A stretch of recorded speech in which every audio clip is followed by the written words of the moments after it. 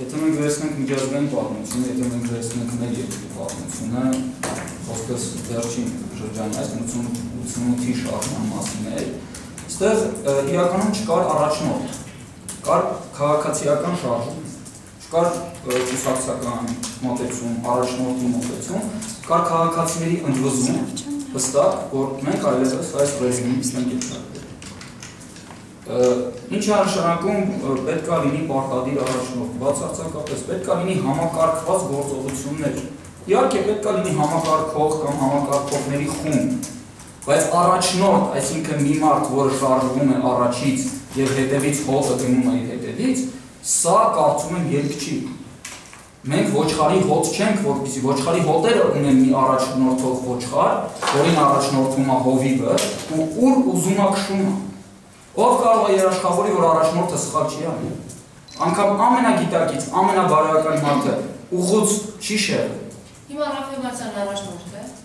Ում։ Ես ուզում եմ ձեզանից մանրել։ Ես համարում եմ կոնկրետ Ազատության հրապարակում հավաքված այդ խումբ մարդիկ, համարում եմ, որ հավաքվել են այն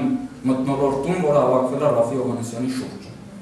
Եվ այո, Ռաֆի Հովհաննիսյանը կարող է դառնալ, եւ երևի հիմա էլ կարող է դառնալ, եթե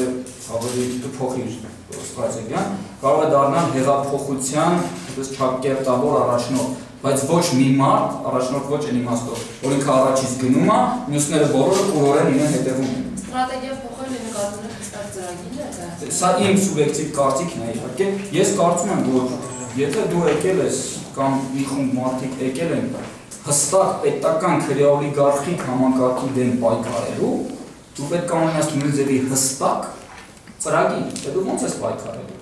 Ունենաս մարդիկ, իմանաս թե յուրաքանչյուր մարդ այդ ծրագրում ինչ դերակատարություն ունի, որովհետև պետական քրեոլիգարխիկ համակարգը ինչքան խալխուլ է իր կառուցվածքով, այնքան էլ ամուր է։ Այնտեղ գործող այդ կիսակրիմինալ գողական օրենքները, որ մարդիկ իրանց համար պայմանավորվել են ու այդ ոլորտում գործում են, բավականին լավ է գործում են։ Մի հարց էլ